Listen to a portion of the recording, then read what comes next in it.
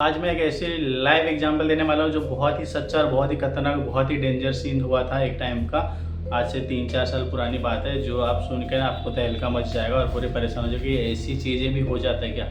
एक छोटी सी गलती, एक छोटा सा प्रॉब्लम और इतने बड़े हादसा हो जाएगी किसी को नहीं मालूम। अब मैं आगे की पूरी सच्चाई बताने जा रहा हूँ, ध्यान से सुनो। अगर आप कुछ काम कर रहे हो या फिर कुछ कर रहे हो, आपके ध्यान कहीं और है, तो वो सारी चीज़ें छोड़कर इस पे ध्यान दो। आप सुनते ही इतना डर जाओगे ना, और नेक्स्ट टाइम आपसे ये गलती नहीं होगी और ये चीज़ें आपसे नहीं होगी।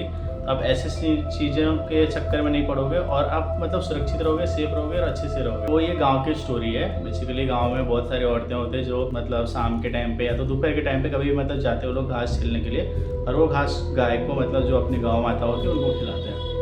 तो घास छीलने के लिए गए थे, ऐसे ही धूप के टाइम था तो घास छीलने के लिए गए थे। तो बहुत बड़े बड़े मैदान थे, वहाँ पे बहुत सारे घास उग जाते हैं। तो ये लोग गए थे, ऐसे ही सब लोग औरतें लोग मतलब एक ग्रुप बनती है और ग्रुप में सब लोग जाते हैं वहाँ पे और फिर घास छील के लेके आते हैं और फिर ये करते हैं। तो उसमें से हमारे एक रिलेटिव थी जो हमें बुआ लगती थी, तो वो भी मतलब गांव के औरतें लोग जा रहे थे, उनके साथ बोले कि हम भी जाएंगे, और वो भी मतलब गांव के लड़की लोग के साथ, लेडीज लोग के साथ घास छीलने के लिए चले गए। तो हमारे गांव से थोड़ा दूर है और उधर शमशान घाट है, तो शमशान घाट के इधर गए, वहाँ पे घास छीलने के लिए।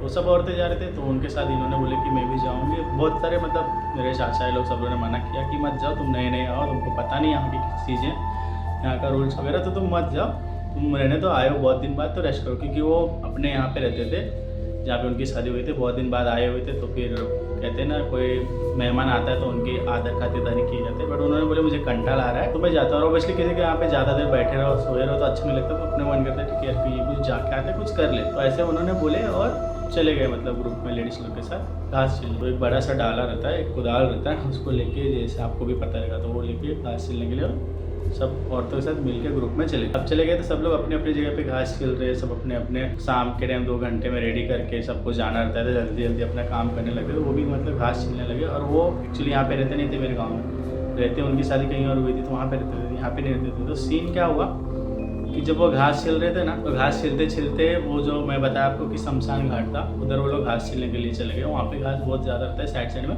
मतलब बीच शमशान घाट में नहीं, मतलब साइड में रहता है, तो वहाँ से वो लोग लेके आए। हमारे हिंदू धर्म में क्या होता है, जिनकी शादी हो गई है या फिर जिनकी एज 20 साल के ऊपर हो, 24 साल हो, ऐसा कुछ हो, तो उनको जलाते नहीं है, उसको दफना देते हैं। और छोटे बच्चे लोग को मोस्ट ऑफ दफनाते हैं। बड़े लोग हो जाते हैं जो शादीशुदा हो या तो बड़ा हो तो जलाते नहीं तो नहीं जलाते। तो क्या हुआ बेसिकली कि वहाँ पे ना मतलब बच्चे को दफनाया गया था, जहाँ पे वो घास छील रहे थे ना, तो वहाँ पे बच्चे को दफनाया गया था और उनको पता नहीं था। और बच्चे को जहाँ दफनाया गया था वहाँ पे उन्होंने घास छीली और वो ऑलरेडी प्रेग्नेंट थी।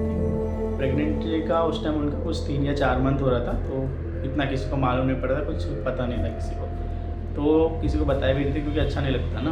तो मतलब घर पे कुछ लोगों को पता था, बाकी लोगों को नहीं। जब उनका बच्चे को 9 मंथ हुआ, जब घास छिल के आ गया, जब बच्चे को 9 महीना हुआ, जब बच्चा बाहर आने वाला था, तो कहते कि 9 महीना में आने वाला था, बट वो 9 महीने से थोड़ा ज़्यादा हो गया। तो सबको लगा कि शायद लड़का रहता है तो थोड़ा टाइम लगता है, लड़की रहता है जल्दी आ जाता है, तो सबको लगा कि लड़का है इसलिए टाइम लगा। अचानक एक दिन उनको पेन स्टार्ट होता है प्रेगनेंसी का, और सब लोग खुश हो जाते हैं कि चलो अभी कुछ अच्छा होने वाला है, कुछ खुशियाँ आने वाली है।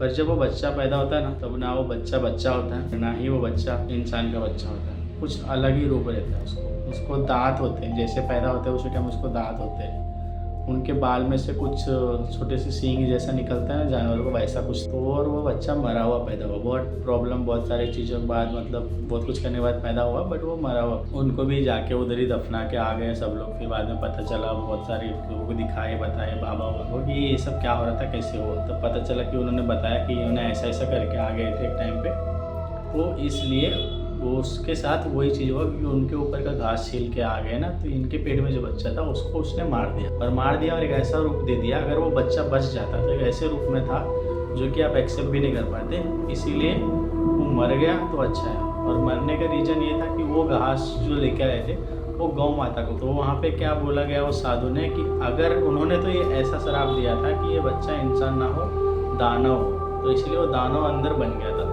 बट गौ माता के आशीर्वाद की वजह से वो बच्चा आपको मिला नहीं, वो बच्चा मतलब खराब हो गया, इसलिए आप सेफ होने की। तो वो बच्चा अगर जिंदा होता तो आपको दिक्कत हो जाती, आपको गौ माता ने बचा लिया। तो ऐसी चीज़ें ना करो क्योंकि बहुत डेंजर होता है। गांव के औरतों के लिए कहीं भी जाते हो तो थोड़ा सेफ रहो, देखो आप क्या कर रहे हो, कहाँ पे करो, उस हिसाब से करो। ठीक है, आज के लिए इतना ही। Thank you.